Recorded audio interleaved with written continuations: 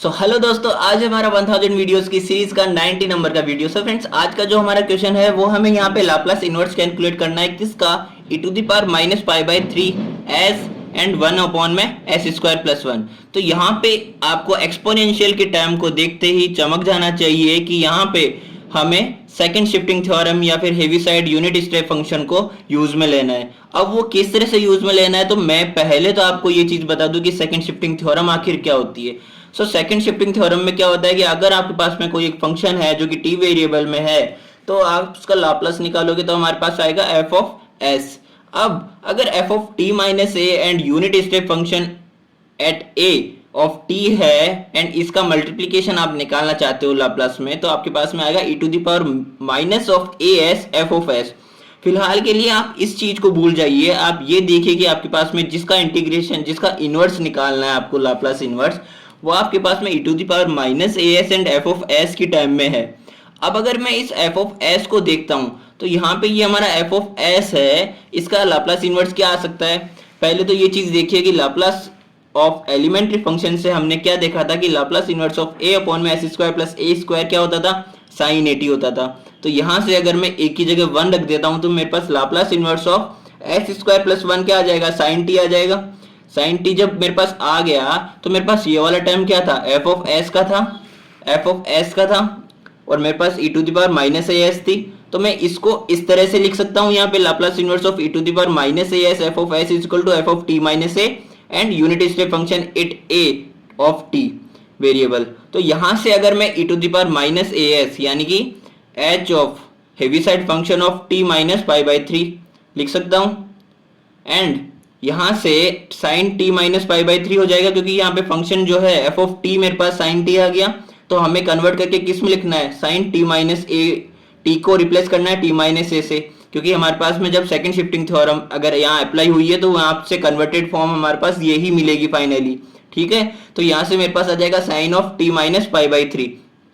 अब देखिए यहाँ से मैं यूनिट स्टेप फंक्शन किस तरह से आया है इसकी मैं रामगाथा बता देता हूँ एक बार।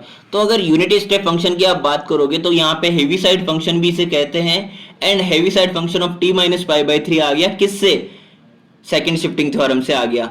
अब यहां से जो ये हेविसाइड फंक्शन है इसको आप इस तरह से भी लिख सकते हो, u ऑफ at, a क्या है यहाँ पे, u ऑफ π/3 ऑफ t। ठीक है, तो यहां से आप ये समझिए कि हमारे पास में हेविसाइड फंक्शन आखिर होता क्या है।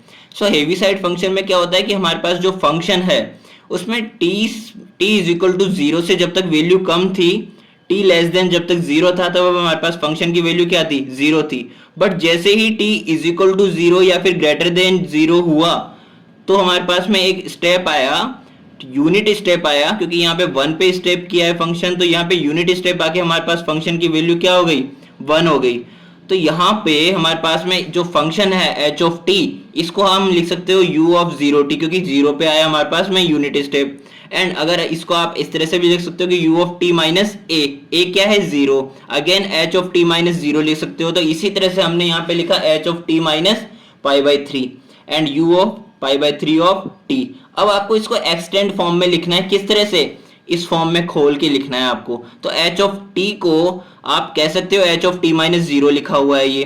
तो अगर h ऑफ t माइनस 0 जहां पे a की वैल्यू 0 है उसके लिए आप इस तरह से लिख रखे हो, तो आप h ऑफ t माइनस π/3 के लिए कैसे लिखोगे, देखो बताता हूँ।